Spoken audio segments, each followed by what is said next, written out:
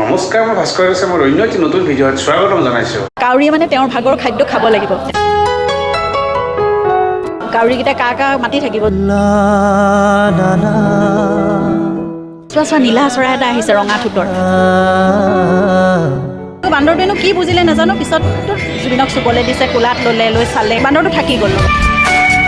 মধুসূদন গাৰ্গ, তাৰপিছত আহিলে উদাসীন গাৰ্গ, তাৰ কাউৰীটোৰ নাম আছিলে কাকু গাৰ্গ। মোংটো লৈ পেলাই কাউৰীটোৱে ঠোঁটটো এইখিনি উলিয়াই লৈ পেলাই ঘূৰি ফুৰে। এখন চিৰিয়াখানাই আছিলে, তেওঁ ময়ূৰ আছিলে, টাৰ্কি আছিলে, এটা বাঘ পোৱালি আছিলে। হাৰ্মলেছ, এক্সট্ৰিমলি হাৰ্মলেছ মোক এনেকৈ কৈছে। মই বোলো হাৰ্মলেছ নুখুতে, গিলি দিয়ে। ইয়াত থাকি খুব ভাল পাইছিলে, মোৰো ভাল লাগে। সেইকাৰণে এতিয়া তেওঁৰ ৰুমটোতো আছেই। বা আহিলে পাচলি মানে লগত টোপোলা বান্ধি দিও পঠিয়ায়। কেতিয়াবা মনে মনে বহি চাই থাকে। তেনেকেই বিচাৰি পাম, তেনেকেই পাম, জুবিন তেনেকেই থাকিব।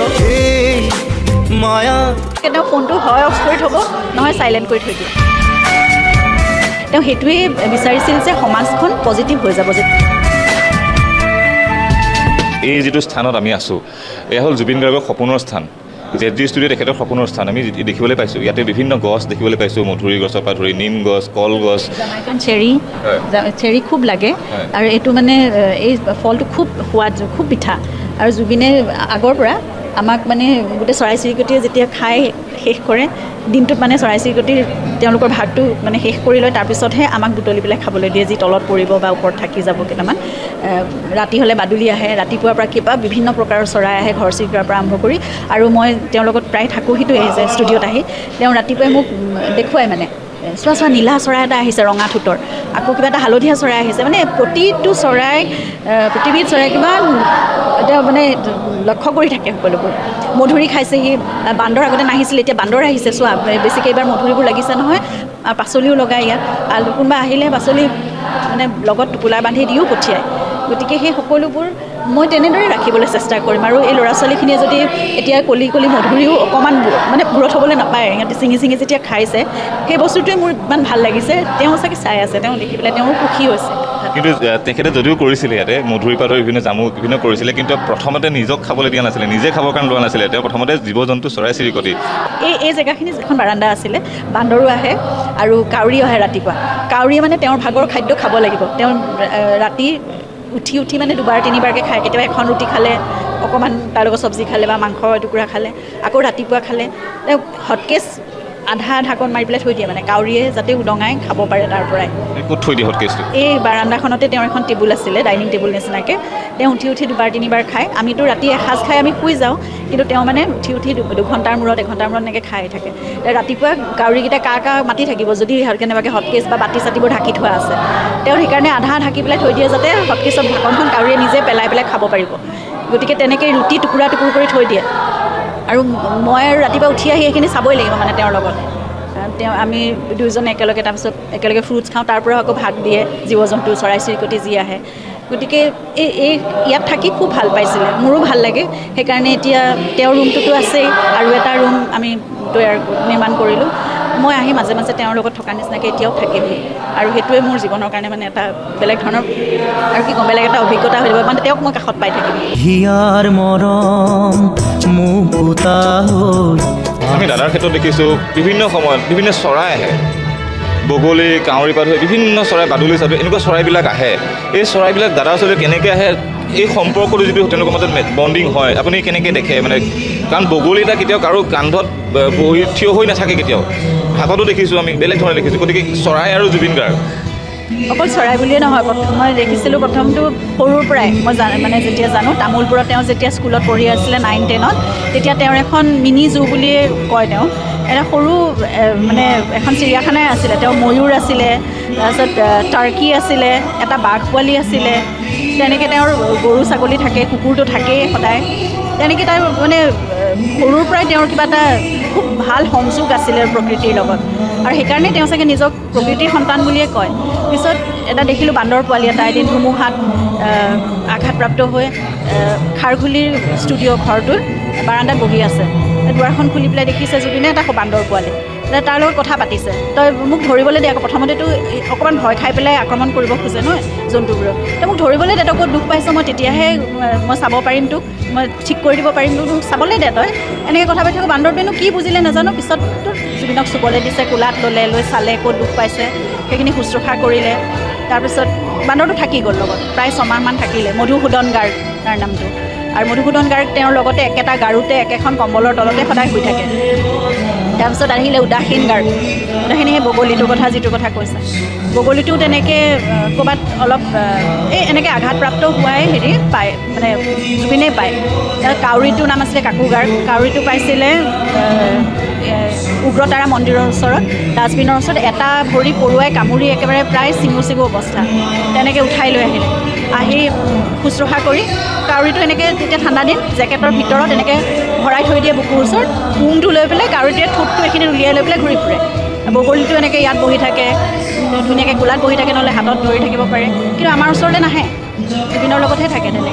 জুবিন গাৰ্গে বাঘ পুহিছিলে, হৰিণাৰ লগত আছিলে, বিভিন্ন চৰাই পুহিছিলে, যিসমূহ কথা আমি শুনিছিলোঁ। দাদাই মোকো ব্যক্তিগতভাৱে লগ পাই কৈছিলে, বহু কাহিনী কৈছিলে। হয়তো আজি সেইটো সময়ত বহুতে বিশ্বাস নকৰে যে এজন মানুহে বিশ্বতে কোনো হয়তো বিশ্বাস নহয় বাঘ পুহিছিলে। জুবিন গাৰ্গে যে বাঘ পুহিছিলে, খবৰ এটা আনিব খুজিছিলে এই ষ্টুডিঅ'লৈ। আমি চিঞৰ বাখৰ কৰি পেলাই মই খুব সাপলৈ ভয় কৰোঁ। মই মানে ক'লোঁ, মই তেতিয়াহ'লে তোমাৰ লগত যিকেইদিন থাকিবলৈ যাম, মই এতিয়া আৰু অকণমান সময়ৰ কাৰণেও যাব নোৱাৰিম। একো নহয় ন, এইটো পোহনীয়া হয়, অকল নিগনি খায় আৰু এনেকৈ মানে তাক তেনেকুৱা বস্তু দিলেই হ'ল আৰু ফল মূল দিব লাগে, নিগনি দিব লাগে। তাৰপিছত চিকেন খায়, গোটা গোটাকৈ বোলে মুৰ্গী খায়, সৰু মুৰ্গী পোৱালি, সেইখিনি দি দিলে তাৰ পেট ভৰি থাকিলে একো নকৰে। হাৰ্মলেছ, এক্সট্ৰিমলি হাৰ্মলেছ মোক এনেকৈ কৈছে। মই বোলো হাৰ্মলেছ, নুফুটে, গিলি দিয়ে। তাৰপিছত হাঁহি যাব, মই এদিনৰ কাৰণে হ'লেও আনি ৰাখিম, কিন্তু তুমি নিদিলোঁ। এই গৰম বন্ধৰ মাহটোত আপোনালোক গোটেই পৰিয়ালৰ গোটেইকেইজন সদস্যই হওক যথেষ্ট ব্যস্ত হৈ থাকে। বিগত সময়ছোৱাত এই কৰ্মশালাখনক লৈ পেলাই তেখেতৰ কেনেকুৱা মনৰ অনুভৱ আছিল, তেওঁ কি কৰিব বিচাৰিছিল, তেওঁৰ আশা কেনেকুৱা আছিল? আপুনি তেওঁতো প্ৰথম আৰম্ভণি যেতিয়া 2013 চনত কৰিছে, ভণ্টিৰ কাৰণে, জংকীৰ কাৰণে তেওঁ কৰিছিলে প্ৰথম। আৰু মানে নতুন ল'ৰা ছোৱালীখিনিয়ে যে খুব সৃষ্টিৰ মাজত থাকিব, সৃষ্টিৰ মাজত থাকিলে সৃষ্টিশীল মন এটা সদায় পজিটিভ কথা ভাবে। তেওঁ সেইটোৱেই বিচাৰিছিল যে সমাজখন পজিটিভ হৈ যাব যেতিয়া সৃষ্টিশীল মনেৰে ল'ৰা ছোৱালীবোৰ ডাঙৰ হ'ব, আৰু সকলোবোৰ এনেকুৱা পজিটিভ কথা। কাৰণ তেওঁলোকৰ আজিকালি জীৱনবোৰ কি হৈছে, খুব কম্পিটিশ্যনৰ মাজত দৌৰা-দৌৰি হৈ থাকে ন, ইমান ধামখুমীয়া এটা মানে জীৱন হৈছে, প্ৰতিটো মুহূৰ্ততে প্ৰতিযোগিতা। কিন্তু এই এমাহ সময় তেওঁলোকে মন খুলি যাওক, মানে সেই কথাটো তেওঁ খুব গুৰুত্ব দিছিল। নৃত্য গীতৰ মাজত তেওঁ 2টা গীত অভিনয়ৰ কাৰণেই তেওঁ ৰচনা কৰি মানে নিজে বনাই, নিজে গৈ শিকাইছে। তেতিয়াতো আমাৰ ৰাজগড়ত আছিল অভিনয়খন, নিজে গৈ শিকায়। আৰু অন্য সময়তো তেওঁ আবেলিলৈকে শুই থাকে। মই ৰখাইছোঁ, তেওঁ নিজৰ গানটো লিখি লৈ আগতে, তাৰপিছত সেইটো গানকো শিকাবলৈ যায় অভিনয়ৰ কৰ্মশালাৰ কাৰণে। দুটি গীত তেনেদৰে সৰু ল'ৰা ছোৱালীৰ কাৰণে। এটা মুকুতা ইতিমধ্যে যথেষ্ট জনপ্ৰিয়, ইউটিউবত আছে। আৰু জিংকা পিকা পো বুলি এটা আছে, সেই পাৰজনী উৰি গৈ পালেগৈ নদীৰ পাৰ, তেনেকুৱা ধৰণে মানে গীতটো লিখা আছে। সুৰ তেওঁ নিজে কৰা, তেওঁ নিজেই শিকাই গৈ, পিয়ানো এখন লৈ যায়, নহ'লে বা সেই আমাৰ আইতাৰ এতিয়াও হাৰমনিয়াম ৰূপমে শিকাই আছে যিটো গীত, সেই আইতাৰ 70 বছৰীয়া সেইখনতে জুবিনে বহুত গাত সৃষ্টি কৰিছে, নিজৰো সুৰ সৃষ্টি কৰিছে। সেই হাৰমনিয়ামটোৱে আমাৰ থাকেই সদায়, তাতেই শিকায় তেওঁ। আৰু বহুত কথা পাতে, নিজৰ অভিজ্ঞতাৰ কথা বা কি পঢ়িছে, সৰু ল'ৰা ছোৱালীৰ উপযোগীকৈ বহুত কথা পাতে, সাধু কথা ক'বলৈ দিয়ে, সিহঁতৰ পৰা শুনে কথা, তাহাঁতি নিজৰ জীৱনৰ কিবাকিবি কথা কয়, মন দি শুনি থাকে। এনেইতো তেওঁ আবেলিলৈকে নুঠে, কিন্তু এই যিকেইদিন কৰ্মশালা হয় তাৰ মাজত কিছুমান দিন তেওঁ হঠাৎ সোনকালে উঠি পেলাই 11:30, 12 বজাতেই তালৈ গুচি যায়। প্ৰথম বেটছটোৰ ল'ৰা ছোৱালীৰ লগতে কথা পাতে, সিহঁতৰ লগত খেলেও, সমানে উৎপাতো কৰে, কেতিয়াবা মনে মনে বহি চাই থাকে সিহঁত কি কৰে। সেইবোৰে নিজেওতো শিশু, সম্পূৰ্ণ শিশু তেওঁ। আৰু এই শিশুসকলৰ মাজত যেতিয়া থাকে, নিজেই শিশু হৈ তেনেকেই থাকে। যেতিয়া ফটো এখন তোলে, এতিয়া ফটো আছেও, সেইখিনি বহুতে দেখিছেও ছ'চিয়েল মিডিয়াত, এই ল'ৰা ছোৱালীখিনিৰ লগত যেতিয়া ফটো এখন তোলে নহয়, বহুত বেছি ডিফাৰেঞ্চ নাথাকে কিন্তু জুবিনৰ মুখখন এনেকুৱাই শিশুসুলভ, তেনেকেই পোহৰ হৈ থাকে তেওঁৰ মুখখন।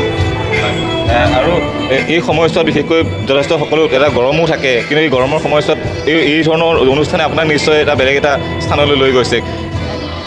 বেলেগ এটা স্থানলৈ লৈ গৈছে তেওঁলোকৰ মাজতে মই জুবিনক বিচাৰিবলৈ চেষ্টা কৰিছোঁ এতিয়া তেনেকেই বিচাৰি পাম তেনেকেই পাম জুবিন তেনেকেই থাকিব আৰু এই ল'ৰা ছোৱালীখিনিয়ে জুবিনক প্ৰজন্মৰ পৰা প্ৰজন্মলৈ তেনেকেই কঢ়িয়াই লৈ যাব অমৰ হৈ থাকিব তেনেকৈ আৰু তেওঁৰ সৃষ্টিৰাজি কৰ্মৰাজিক আমি তেনেকৈয়ে সুৰক্ষিত কৰি ৰাখিব লাগিব সংৰক্ষিত কৰিব লাগিব প্ৰচাৰ প্ৰসাৰো কৰিব লাগিব আৰু শুদ্ধভাৱে যাতে সকলোৱে শিকি লয় বা তাৰ চৰ্চা হয় এই কথাটোতো আমি মন দিব লাগিব সেইকাৰণে এতিয়া স্বৰলিপি কৰাৰো মই এটা প্ৰচেষ্টা হাতত লৈছোঁ মই বুলি নহয় আমাক ৰাষ্ট্ৰৰ পৰা কেইবাজনো তেনেকুৱা অভিজ্ঞ ব্যক্তিক এইটো দায়িত্ব দিয়া হৈছে তেওঁলোকেও বৰ আশাৰে বা উৎসাহেৰে কামটোত ধৰিছে এতিয়ালৈকে প্ৰায় 10-12টামান গীত হৈ গৈছে কৰা তেনেকৈ আমি সংকলন গোটেইখিনিতো একেলগে কৰিব নোৱাৰিম 40-50টা গীতৰ সংকলন হিচাপে আমি মানে প্ৰতি বছৰে আমি চেষ্টা কৰি প্ৰকাশ কৰি থাকিব মই আপোনাক এই পৰিস্থিতিত যাবলৈ নিবলৈ বিচৰা নাছিলোঁ